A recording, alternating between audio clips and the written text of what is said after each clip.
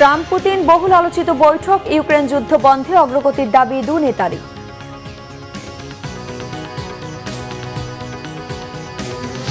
সিলেটে লুটপাট হওয়া বিপুল পরিমাণ সাদা পাথর উদ্ধার, ১৫০০ জনকে আসামি করে মামলা।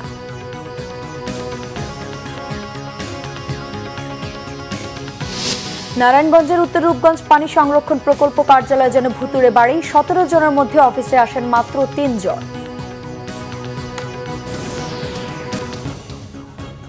দেখছিলেন ক্রাউন সিমেন্ট সংবাদ শিরোনাম। অবশেষে কোনো চুক্তি ছাড়াই শেষ হলো মার্কিন প্রেসিডেন্ট ডোনাল্ড ট্রাম্প ও রুশ প্রেসিডেন্ট ভ্লাদিমির পুতিনের বহুল কাঙ্ক্ষিত বৈঠক। শুক্রবার যুক্তরাষ্ট্রের আলাস্কা অঙ্গরাজ্যের অ্যাঙ্করেজ শহরে প্রায় ৩ ঘণ্টা বৈঠকের পর এক সংবাদ সম্মেলনে মার্কিন প্রেসিডেন্ট বলেন, পুতিনের সাথে ফলপ্রসূ আলোচনা হয়েছে। চূড়ান্ত সমাধানের জন্য ন্যাটো ও ইউক্রেনের সাথে আলোচনা করতে হবে। রুশ প্রেসিডেন্ট যুদ্ধ বন্ধে আগ্রহ দেখালেও মূল কারণগুলো নিরসনের দিকে জোর দেন। বিশ্লেষকরা বলছেন, পুতিন মূল কারণগুলো দিয়ে হয়তো যুদ্ধ বন্ধের পূর্ব শর্তের দিকে ইঙ্গিত দিয়েছেন। শহীদ আরাফাতের ডেস্ক রিপোর্ট। মার্কিন যুক্তরাষ্ট্রের প্রেসিডেন্ট ডোনাল্ড ট্রাম্প আর রাশিয়ার প্রেসিডেন্ট ভ্লাদিমির পুতিনের বৈঠকের দিকে নজর ছিল পুরো দুনিয়ার। মূলত ইউক্রেনের সাথে রাশিয়ার চলমান যুদ্ধের পরিসমাপ্তি টানার উপায় খুঁজতেই এই বৈঠক। দুই নেতার সবশেষ দেখা হয়েছিল ২০১৯ সালে। এরপর ৪ বছর ক্ষমতার বাইরে ট্রাম্প। দ্বিতীয় দফায় হোয়াইট হাউসে ফিরেই রাশিয়া ইউক্রেন যুদ্ধে বন্ধে তোড়জোড়। শুক্রবার ৩ ঘণ্টাব্যাপী চলে বৈঠক। কথা হয় যুদ্ধ বন্ধে করণীয় নানা দিক নিয়ে। বৈঠক শেষে সংবাদ সম্মেলনে মার্কিন প্রেসিডেন্ট বললেন, ফলপ্রসূ এক আলোচনার কথা, তবে রাখলেন কিছুটা ধোঁয়াশা। ডোনাল্ড ট্রাম্প বললেন, বৈঠকের চূড়ান্ত ফল আসবে ইউক্রেন ও ন্যাটোর সাথে আলোচনার পর।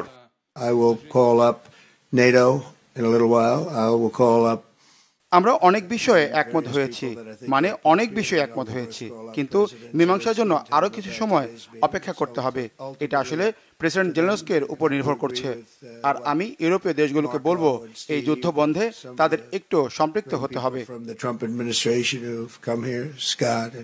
সংবাদ সম্মেলনে রাশিয়া ইউক্রেন যুদ্ধ বন্ধে আগ্রহের বিষয়টি রুশ প্রেসিডেন্ট ভ্লাদিমির পুতিনের মুখেও। প্রেসিডেন্ট পুতিন বলেন, ইউক্রেন যুদ্ধ বন্ধে তিনিও আন্তরিকভাবে আগ্রহী। এই যুদ্ধকে ট্র্যাজেডি হিসেবে উল্লেখ করেন পুতিন।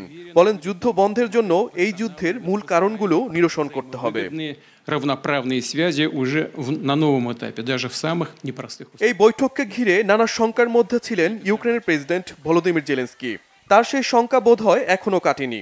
কেননা ভ্লাদিমির পুতিন যেই মূল কারণগুলো নিরসনের কথা বলেছেন, সেখানে যুদ্ধ বন্ধের পূর্ব শর্তগুলোর আজ পাচ্ছেন বিশ্লেষকরা। রুশ প্রেসিডেন্টের শর্ত ছিল ইউক্রেনের দখলকৃত 4টি অঞ্চল রাশিয়ার নিয়ন্ত্রণে দিতে হবে। ইউক্রেন কখনোই ন্যাটোর সদস্য হতে পারবে না বলেও শর্ত দিয়েছিলেন প্রেসিডেন্ট পুতিন। আর এসব শর্ত মানলেই এই যুদ্ধের সমাপ্তি টানবে রাশিয়া। ভূমি ছাড় দেওয়ার বিষয়টি নাকচ করে দিয়েছেন ইউক্রেন প্রেসিডেন্ট ভলোদিমির জেলেনস্কি। সব মিলিয়ে এ বৈঠকের ফলাফল বুঝতে হলে অপেক্ষা করতে হবে। আর এক্ষেত্রে পরবর্তী করণীয় যা তা শুরু করতে হবে প্রেসিডেন্ট ট্রাম্পকেই। শহীদ আরাফাত, বাংলাভিশন নিউজ ডেস্ক। সিলেটে সাদা পাথর লুটের ঘটনায় অজ্ঞাত ১৫০০ জনকে আসামি করে মামলা হয়েছে। শুক্রবার বিকেলে কোম্পানিগঞ্জ থানায় এ মামলাটি করেন খনিজ সম্পদ উন্নয়ন ব্যুরোর মহাপরিচালক মোহাম্মদ আনোয়ারুল হাবিব।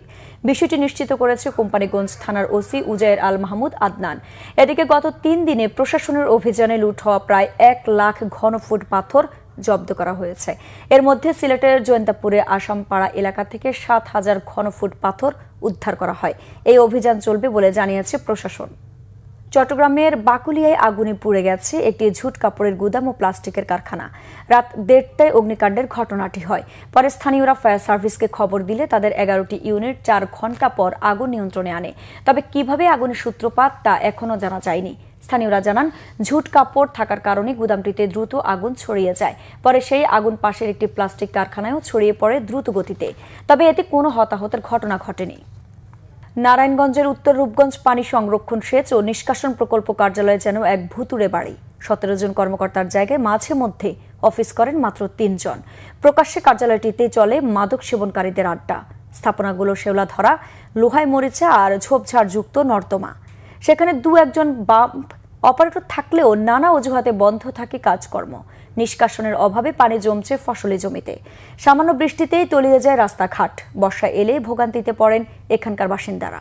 রূপগঞ্জ প্রতিনিধি খলিল শিকদারের পাঠানো তথ্যচিত্রে দেখুন ডেস্ক রিপোর্ট। ১৯৮৫ সালে নারায়ণগঞ্জের রূপগঞ্জ উপজেলার দাউদপুর, গাজীপুরের কালীগঞ্জ উপজেলার তুমুলিয়া ও নাগরী ইউনিয়ন জুড়ে প্রায় ৬,০০০ হেক্টর ফসলি জমি ও সেচ নিষ্কাশনে ১৯৯০ সাল থেকে কলিঙ্গা এলাকার কার্যালয় থেকে পুরোপুরি সচল হয় পানি উন্নয়ন বোর্ডের এই স্লুইস গেট।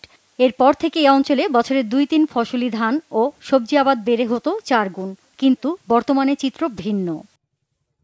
খালগুলো পরিষ্কার না করা, সময় মতো পাম্প চালু না করা সহ নানা অনিয়মের কারণে সামান্য বৃষ্টিতেই পানি জমে নষ্ট হচ্ছে ফসলি জমি। এতে বেশ ক্ষতিগ্রস্ত ও দুর্ভোগে ওই এলাকাবাসী। আগেরা বা ডিউটিতে কিছু বেজাল ঝামেলা করে, যে কারেন্টের দোষ দেয় বা মেশিনের দোষ দেয়, যেগুলি নষ্ট, কারেন্ট থাকে না, বিদ্যুৎ না থাকার কারণে এরকম হয়। কিন্তু মেশিন 4টা চালালে কিন্তু এত দুর্ভোগ আমগো হইতো না। এই পানি যদি নিষ্কাশন দ্রুত না হয় তাহলে এখানে ধান চাষ করতে পারতেছে না, যেটা আমাদের জাতীয় খাদ্য, সেই ধানের উৎপাদন এখানে হচ্ছে না।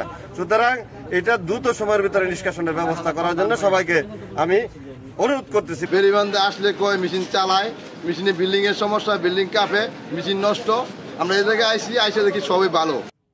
এদিকে কার্যালয়টিতে সকাল ৯টা থেকে বিকাল ৫টা পর্যন্ত কর্মকর্তা কর্মচারী থাকার কথা থাকলেও থাকেন না বেশিরভাগই।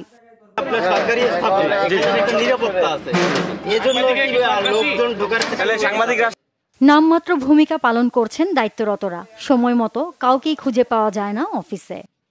আমাদের সিসি ক্যামেরা আছে, যে লোক বললো যে ভিতরে আসছে আপনি তার কাছ থেকে তথ্য নেন, উনি কয়টা বাজে আইসা চেক করছে, we can see the footage. আর আমি যে অফিস করি ওর প্রমাণ আমার কাছে আছে, কারণ আমার এখানে সিসি ক্যামেরা আছে। আমি বলছি আমি 5 দিন অফিস করি, আমি 5 দিন অফিস করি। কর্মকর্তা এখানে হচ্ছে সাব ডিভিশনে যা থাকে, সাব ডিভিশনের সেট আপ অনুযায়ী আমাদের লোক আছে এখানে মাত্র 3 জন। পানি সংরক্ষণ, সেচ ও নিষ্কাশন প্রজেক্টের সুবিধা বঞ্চিত 3টি ইউনিয়নের সংকট কাটাতে অবিলম্বে লোকবল নিয়োগ আর স্লুইস গেট নিরবচ্ছিন্নভাবে সচল রাখার দাবি এলাকাবাসীর। Bangla vision news desk. দর্শক, ছিল এখনকার মতো। পরের সংবাদ সকাল 11টায়। এছাড়া বাংলা ভিশন সংবাদ ও সংবাদ সংশ্লিষ্ট অনুষ্ঠান দেখতে ভিজিট করুন www.bvnews24.com ও facebook.com/banglavisionnews এবং সাবস্ক্রাইব করুন youtube.com/banglavisionnews। ধন্যবাদ।